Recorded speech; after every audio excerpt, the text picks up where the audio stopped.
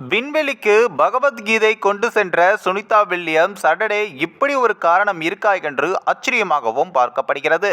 சர்வதேச விண்வெளி ஆராய்ச்சிகளில் மேற்கொள்வதற்காக 9 நாள் பயணமாக விண்வெளிக்கு சென்ற சுனிதா வில்லியம்ஸ் மற்றும் புட்ச் வில்மோர் விண்கலத்தில் ஏற்றப்பட்ட கோளாறு காரணமாக கடந்த 9 மாதங்களாக பூமிக்கு திரும்ப முடியாமலும் உள்ளனர். இந்நிலையில் தான் அவர்களை பூமிக்கு திரும்ப அழைத்து வருவதற்கான டிராகன் விண்கலம் அனுப்பப்பட்டுள்ளது. இந்நிலையில் விண்வெளிக்கு சென்ற சுனிதா வில்லியம்ஸ் மற்றும் சமோசா மற்றும் பகவத்கீதையை தன்னுடன் எடுத்து சென்றார் என்றும், சமோசா பகவத்கீதையை சுனிதா வில்லியம்ஸ் எடுத்து சென்றதற்கான சுவாரஸ்யமான காரணம் குறித்து இந்த ஒரு வீடியோவில் பார்க்கலாம். சர்வதேச விண்வெளி நிலையத்தை நாசா அமைத்துள்ளது. விண்வெளியில் ஆராய்ச்சிகள் மேற்கொள்ளப்படுவதற்காக இந்த விண்வெளி நிலையம் அமைக்கப்பட்டுள்ளது.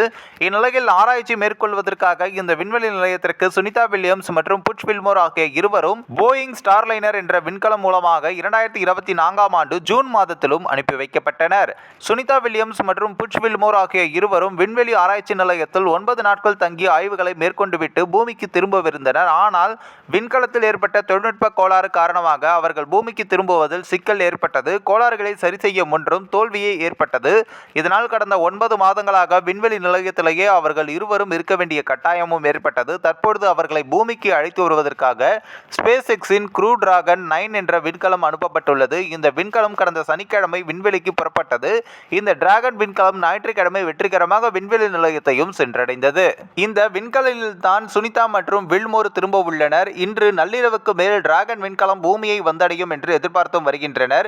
சர்வதேச விண்வெளி மையத்திலிருந்து டிராகன் விண்கலம் விடுவிக்கப்படும் காட்சி, பூமிக்கு வந்து சேரும் காட்சிகளை நேரடியாக ஒளிபரப்ப நாசா ஏற்பாடும் செய்யப்பட்டுள்ளது. மேலும் சுனிதா வில்லியம்ஸ் விண்வெளிக்கு செல்லும் போது கடந்த காலத்தில் பகவத்கீதை மற்றும் சமோசாவை தன்னுடன் எடுத்து சென்றுள்ளார் என்றும் சொல்லப்படுகிறது. இந்த சம்பவம் பெரும் விவாத பொருளாக மாறியது. அவர் விநாயகர் சிலையும் தன்னுடன் கொண்டு சென்றதாகவும் கூறப்படுகிறது.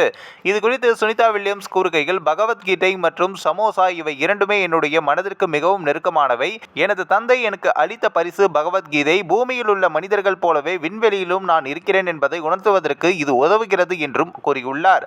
இந்த ஒரு வீடியோ குறித்து உங்களுடைய கருத்துக்களை நீங்க மறக்காம கமெண்ட்ஸ்ல சொல்லுங்க. நம்ம ஏஷியநெட் நியூஸ் மீடியம் தொடர்ந்து ஃபாலோ பண்ணுங்க.